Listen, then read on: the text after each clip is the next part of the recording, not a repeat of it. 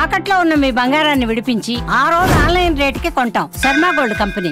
నమస్కారం, welcome to Suman TV. నేను Gitanjali. Akshaya Tritiya April 30వ తారీఖున ఆ రోజు ప్రత్యేకత తెలుసుకుందాం. ఇంకా విశేషంగా మనందరికీ తెలిసింది ఏంటంటే ఆ రోజు బంగారం కొనుక్కోవాలి, లేకపోతే ఆ రోజు ఇలా పలానా దైవ దర్శనం చేసుకోవాలి అని చెప్తూ ఉంటారు. అంతకన్నా మించి సింహాచల క్షేత్రంలో ఎంతో వైభవంగా ఆ రోజు పూజాది కార్యక్రమాలు జరుగుతాయండి. ఎంతమంది భక్తులు దర్శించుకుంటారో కదా. కానీ అక్షయ తృతీయకు సింహాచలం స్వామి వారికి అసలు సంబంధం ఏంటి, ఆ రోజున ఎందుకు ఆ స్వామి నిజరూప దర్శనం ఇస్తారు, ఈ వివరాలు తెలుసుకుందాం. వివరించేందుకు ప్రస్తుతం మనతో పాటు ఉన్నారు ప్రముఖ నృసింహ ఉపాసకులు డాక్టర్ కృష్ణ చైతన్య స్వామి గురువు గారు. వారితో మాట్లాడదాం. గురుగారు నమస్కారం అండి. నమస్కారం అమ్మా. అక్షయ తృతీయ చాలా ప్రత్యేకం. అయితే ఇందాక అన్నట్టుగా సింహాచలం స్వామివారి నిజరూప దర్శనం ఆ రోజు లభిస్తుంది. కానీ మామూలు రోజుల్లో అయితే అసలు ఆయన రూపం ఎలా ఉంటుందో తెలీదు, పూర్తిగా చందనంతో ఇలా కప్పబడి ఉంటారు. కానీ ఏమిటండి ఆ రోజునే ఎందుకు నిజరూప దర్శనం ఉంటుంది, అసలు ఆ ప్రాంత విశిష్టత ఏంటి? సింహాచలం సింహాచలం అనేటువంటిది అత్యద్భుతమైనటువంటి వరాహ నృసింహస్వామి క్షేత్రం అమ్మా. అంటే మనం సాధారణంగా హిరణ్యాక్షుడు హిరణ్యకశిపుడు అంటే జయ విజయులు అక్కడ రాక్షస రాజులుగా అవతరించి ఈ భూమిలో ఉండేటువంటి అందరిని కూడా హింస పెడుతుంటే స్వామివారు హిరణ్యాక్షుడిని సంహారం చేయడానికి వరాహ స్వామివారు గాను, హిరణ్యకశిపుడి సంహారం చేయడానికి నృసింహావతారంగాను వచ్చారు. వారిద్దరు అన్నదమ్ములు. ఆ యొక్క రెండు రూపాలని కూడా ఏకకాలంలో దర్శనం చేసుకోవాలి అనేటువంటి ప్రహ్లాదుడి కోరిక పైన సింహాచలంలో స్వామివారి వరాహ నృసింహ స్వామివారికి అక్కడ వెలిశారమ్మ. రెండు విభిన్న రూపాలు కలిసి ఉంటది సింహాచల క్షేత్రంలో. అంత అద్భుతమైనటువంటి క్షేత్రం మనం సింహాచలం.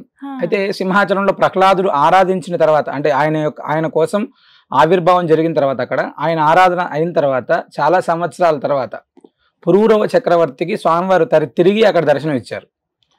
ఆ సింహాచల క్షేత్రం అంటే ఆకాశ మార్గంలో పురూరవుడు అంటే వెళ్తున్న సమయంలో అశరీరవాణి అక్కడికి వచ్చేటప్పటికి ఆ యొక్క విమానం ఏదైతే ఉందో ఆ యొక్క విమానం ఆగిపోతే అశరీరవాణి పలుకుతుంది. ఇక్కడ స్వామి వరాహ నృసింహ స్వామి వారు ఉన్నారు ఈ క్షేత్రంలో, ఇక్కడ నుంచి ఇలా దాటి వెళ్ళడం కుదరదు అంటే స్వామిని దర్శించుకోవడానికి పురూరవ చక్రవర్తి ఆ సింహాచలం కొండపైనకు వచ్చి ఆ కొండ మొత్తం కలిగి తిరిగారు. ఎక్కడ కనపడట్లేదు స్వామివారు. అక్కడ దగ్గరలోనే గంగధార అనేటువంటి అద్భుతమైనటువంటి తీర్థం ఉంటుంది. ఆ తీర్థంలో నుంచి కలశ జలాలని కూడా తీసుకెళ్లి అక్కడ ఉన్నటువంటి స్వామిని అభిషేకం చేయడానికి వెళ్తే స్వామి ఒక పుట్ట అంతా కూడా ఆ స్వామికి కప్పబడి ఉందమ్మా. అక్కడ ఎంతైతే పుట్టమని ఉందో అంతా కూడా తొలగించి పక్కకు పెట్టేసి ఆ స్వామివారికి తిరుమంజనం చేస్తే ఆ స్వామి యొక్క కాంతి శక్తి వేడి అనేటువంటిది పురూరవ చక్రవర్తి ఎవరి వల్ల కూడా కాలేదు తట్టుకోవడం. అదేంటి స్వామి అంటే ఈ ఒక్క రోజు మాత్రమే నిజ రూపంలో నన్ను దర్శనం చేసుకోవాలి, మిగతా అన్ని రోజులు కూడా ఈ పుట్టమన్నుకు బదులుగా చందనాన్ని సమర్పించి ఉంచమని చెప్పి భగవంతుడు చెప్పారు. స్వామి యొక్క ఆజ్ఞ మేరకే చెప్పినటువంటిది. అది అత్యద్భుతంగా మనకు 365 రోజుల కాలం పాటు 364 రోజులు పూర్తిగా స్వామివారి చందనం చెక్కబడి ఉంటది. పూర్తిగా ఒక్క అక్షయ తృతీయ రోజు రాత్రి మాత్రమే అంటే పూర్తిగా ఆ రోజు ఉదయం నుంచి రాత్రి దాకా స్వామివారి దర్శనం సేమ్ యాజ్ ఇట్ ఈజ్ గా. అప్పుడైతే 1008 కలశాలతోటి స్వామివారికి తిరుమంజనం చేశారు, తిరిగి అక్షయ తృతీయ రోజు రాత్రి 1008 కలశాలతోటి తిరుమంజనం చేసి మళ్ళీ చందనాన్ని స్వామివారికి 125 కేజీలు ఫస్ట్ సమర్పిస్తారమ్మా. పూస్తారు. అక్షయ తృతీయ రోజు 125 కేజీలు, వైశాఖ పౌర్ణమి రోజు 125 కేజీలు, జ్యేష్ఠ పౌర్ణమి రోజు 125 కేజీలు, ఆషాఢ పౌర్ణమి తోటి లాస్ట్ 125 కిలోలు, ఇలా మొత్తం 500 కిలోల చందనాన్ని స్వామివారికి సమర్పిస్తారు. తొలగించారు ఆ పుట్టమన్నుకు బదులుగా చందనాన్ని సమర్పిస్తారమ్మా. అంటే స్వామిని ఆరాధించడం, నృసింహ ఆరాధన అనేటువంటిది సాధారణంగా చాలా అత్యుత్తమమైనటువంటి వరాహస్వామి వారి ఆరాధన. అంటే మనకు ఉండేటువంటి భూ సమస్యలు, కోర్టు సమస్యలు, అంటే మనకి ఇల్లు కావాలి, మన అసలు ఇల్లు లేదు అనుకునేటువంటి వాళ్ళు, ఆర్థిక స్థిరత్వం లేదనుకునేటువంటి వాళ్ళు కావచ్చు, లేదా కుటుంబంలో ఏదైనా అశాంతి ఉండేటువంటి వాళ్ళు కావచ్చు, వరాహస్వామి వారిని వరాహ నృసింహ స్వామి వారి ఆరాధన అనేటువంటిది అత్యద్భుతమైనటువంటిది అమ్మ. భార్యాభర్తల అన్యోన్యత లేదు, వరాహ నృసింహ స్వామి వారి యొక్క దర్శనం అనేటువంటిది అద్భుతం. మన ఇంట్లో డబ్బులు లేవు, అసలు డబ్బులు ఉండట్లేదు, మనం ఎంత కష్టపడ్డా స్థిరత్వం అనేటువంటిది ఉండట్లేదు, ఖచ్చితంగా నృసింహస్వామి వారి యొక్క దర్శనం అనేటువంటిది అద్భుతమైనటువంటిది. ఒక్కరోజు నిజంగా అసలు ఎంతమంది పోటీ పడతారండి అంటే అక్షయమైనటువంటిది. అక్షయ తృతీయ అనగానే మనందరం చాలా మంది వెళ్ళి బంగారం కొనాలో లేదా ఇంకోటి కొనాలి, ఏదైనా ఇలాంటి ఆలోచన ఉంటుంది. చాలా వరకు భగవంతుడి యొక్క దయ వల్ల చాలా మారారు, కానీ తెలుసుకోవడం. ఆ రోజు నృసింహస్వామి వారి యొక్క దర్శనం ఎంత గొప్పదయ్యా అంటే నిజంగా మన ఇంట్లో ఉండేటువంటి సకల దారిద్ర్యాలను హరించేటువంటి రోజు అక్షయ తృతీయ. అనంతమైనటువంటి భగవద్ అనుగ్రహాన్ని అందించేటువంటి రోజు అని అక్షయ తృతీయక పేరు. మన అక్షయ తృతీయ నాడు ఏం చేసినా కూడా అది అక్షయం అవుతుంది అని చెప్పి, అందుకే మనందరం పెద్దల కాలంలో అక్షయ తృతీయ రోజుకి చలివేంద్రాలు ఏర్పాటు చేయడం, ఆ రోజు అవునండి. అన్నదానాలు ఏర్పాటు చేయడం, గోవులకి ఆహారాన్ని, ఎందుకంటే ఎండాకాలం పూర్తిగా ఉంటుంది, నీళ్లు దొరుకుతూ ఉండవు, అందుకని అక్షయ తృతీయ రోజు ప్రత్యేకంగా చలివేంద్రాలు ఏర్పాటు చేసి వచ్చేటువంటి వాళ్ళందరికీ కూడా దాహార్తిని తీర్చేటువంటి సేవా కార్యక్రమాలు చేస్తే మంచిది ఆ రోజు. చాలా అత్యుత్తమమైనటువంటిదమ్మా. మనందరం అవి చేయడం ద్వారా ఇంకా విశేషమైనటువంటి ఫలితాలను కూడా మనం పొందవచ్చు. అయితే ఈ చందనం ఏదైతే స్వామివారికి పూస్తారోనండి, ఆ రంగరించేది ఎప్పటి నుంచి అరగదీయడం ప్రారంభిస్తారు? వీటికి కూడా ఏమైనా తిథులు ఇవి ఉంటాయా? ఖచ్చితంగా. అంటే ఏకాదశి రోజు ప్రారంభం అవుతుంది, అక్షయ తృతీయ ముందు రోజుకి పూర్తవుతుందమ్మా ఈ స్వామివారికి ఈ యొక్క దీన్ని సమర్పించేది.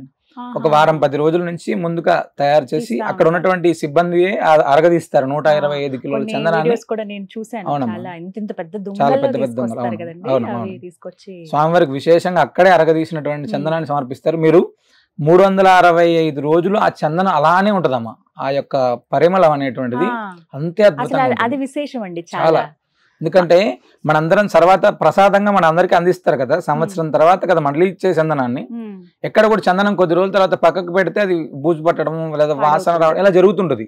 అక్కడ స్వామి చందనం అనేటువంటిది 365 రోజుల తర్వాత మన చేతికి వచ్చినప్పుడు కూడా అంతే పరిమళాన్ని అందజేస్తుంటారు. ఆ రోజున అందిస్తారా అండి? ఆ రోజు మరుసటి రోజు నుంచి, అంటే దర్శనానికి వచ్చినటువంటి వాళ్ళు తీసినప్పటి నుంచి మరుసటి రోజు నుంచి అందరికి కూడా అందిస్తుంటారు అమ్మ. మేము మధ్య కాలంలో దర్శనం చేసుకున్నాం సింహాచలాన్ని, చందనం ప్రసాదం తీసుకున్నాం. అది ఇంటికి వచ్చే వరకు కారులో కూడా అంతే గుబాలింపు, అంత అద్భుతంగా. అంటే భగవద్ అనుగ్రహం అనేటువంటిది భగవంతుడికి అంటి పెట్టుకొని ఉన్నటువంటి చందనం కదా, అద్భుతమైనటువంటి ఫలితం అది. చాలా విశేషం, అది దొరకడమే చాలా విశేషం నిజంగా. మొత్తం మీద ఈ రోజున అంటే అక్షయ తృతీయ రోజున దర్శించుకోవడం అనేది మద్భాగ్యం. అక్షయ తృతీయ రోజు వరాహస్వామి వారిని, నృసింహస్వామి వారిని దర్శించుకోవడం అనేటువంటిది మన పూర్వజన్మ సుకృతం అనేటువంటిది ఉంటే మాత్రమే అక్కడ దర్శనం కలుగుతుందమ్మా. అది సింహాచలం వెళ్ళడం అనేటువంటిది ఒక భాగ్యం. అక్కడ వెళ్ళలేకపోయినప్పటికీ కూడా ఏదైనా నృసింహస్వామి క్షేత్రం, ఏదైనా వరాహస్వామి వారి క్షేత్రం ఆ అక్షయ తృతీయ రోజు దర్శనం చేసుకోవడం అనేటువంటిది అత్యుత్తమమైనటువంటి ఫలితాలని ఇస్తుందమ్మా. తెలుగు రాష్ట్రాల్లో మనకు అందుబాటులో ఉన్నవి చాలా నరసింహస్వామి వారి, తెలంగాణ అయినా ఆంధ్రప్రదేశ్ అయినా చాలా ఉన్నాయి. ఆశ్రమంలో ఆ రోజు కూడా విశేషంగా పూజ చేస్తారు కదా. అక్షయ తృతీయ రోజు కల్పవృక్ష నరసింహస్వామి వారి సన్నిధిలో విశేషంగా ఉదయం తెల్లవారుజామున నుంచి సుప్రభాత సేవ, గోపూజ, అనంతరం స్వామివారికి నవకలశ స్నపన తిరుమంజనం, చందనం స్వామివారికి సింహాచలం ఎలా అయితే ఆ రోజు స్వామివారికి తీస్తారు మన దగ్గర పెడతాం. అవునా? స్వామివారికి చందన అలంకారం, ఆ చందన అలంకారం తర్వాత వరాహ లక్ష్మీ నృసింహ హోమం, సుదర్శన నారసింహ హోమం, లక్ష్మీ కుబేర హోమం. ఇది అయిన తర్వాత ఆ రోజు వచ్చేటువంటి భక్తులందరికీ కూడా ఆ పెట్టినటువంటి చందనాన్ని అందరికీ కూడా ఉచితంగా ప్రసాదం అందించడం. అదే విధంగా అక్షయ తృతీయ రోజు ఎవరైతే హోమంలో కూర్చున్నారో వాళ్ళందరికీ కూడా అక్కడ లక్ష్మీ అమ్మవారి విశేషంగా వెండి స్వామివారి యొక్క ప్రసాదంగా ఇవ్వడం, ఇవన్నీ కూడా మనం చేస్తున్నాము. సత్సంతాన ప్రాప్తికి గరుడ ప్రసాదం, ఇవన్నీ కూడా ఆ రోజు మనం ఇవ్వడం జరుగుతుందమ్మా. ఆ రోజు ఎవరైనా ముందు రోజు రావాలండి? అక్షయ తృతీయ రోజు ఆ రోజు వచ్చినా సరిపోతున్నాం. ఆ రోజు ఉదయం ప్రాతకాలం నుంచి ప్రారంభం అవుతుంది, ఉదయం నుంచి రాత్రి దాకా కొనసాగుతూనే ఉంటుంది. కాబట్టి ఎప్పుడైనా ఉదయం వచ్చి దర్శనం నమోదు చేయించుకోవాలి, డైరెక్ట్ గా వచ్చేయచ్చు. హోమానికి కట్టాలి, హోమాల్లో ఉండాలి అనుకుంటే మాత్రమే నమోదు చేసుకుని సరిపోతుంది, లేకపోతే ఆ రోజు వరకు సరిపోతుంది. చాలా చక్కగా వివరించారు గురుగారు, ధన్యవాదాలు. విన్నారు కదా, చాలా విశేషంగా జరుగుతాయి. ప్రత్యేకించి మీరు హోమం చేయించుకోవాలనుకుంటే కనుక భద్రాచలంలో ఉన్నటువంటి గోవింద కల్పవృక్ష నరసింహ ఆశ్రమానికి వెళ్ళండి. అక్కడ విశేషంగా హోమాది కార్యక్రమాలు జరుగుతాయి. ఆ రోజు గరుడ ప్రసాదం అందిస్తారు సంతానం లేని వారి కోసం. ఎందుకంటే చాలా మంది ఇప్పటికీ ఆ ప్రసాదం తీసుకుని సంతాన భాగ్యం పొందిన వాళ్ళు ఉన్నారు, గురుగారి చేతుల మీదుగా ఆశీర్వాదం తీసుకున్న వాళ్ళు. అక్కడ స్వామి ప్రత్యక్షంగా ఉన్నారనడానికి ఎన్నో నిదర్శనాలు ఉన్నాయి. ఒకసారి ఆశ్రమాన్ని మీరు దర్శిస్తే గనక మళ్ళీ మళ్ళీ వెళ్ళాలనిపిస్తుంది. ఆ స్వామి అనుగ్రహం మా పైనే ఉంది కదా అనే భావన ఖచ్చితంగా కలుగుతుందండి. గోవిందుడిని గోవులని ఏకకాలంలో అక్కడ మనం దర్శనం చేసుకోవచ్చు. అలాగే మీకు దగ్గరలో ఉన్నటువంటి నారసింహ క్షేత్రాలు, అలాగే వరాహ నృసింహస్వామి క్షేత్రాలు అక్షయ తృతీయ రోజున సందర్శించండి. ఆ స్వామి వారి అనుగ్రహాన్ని పొందమని చెప్తున్నారు. ఇది వాళ్ళ వీడియో. నమస్కారం.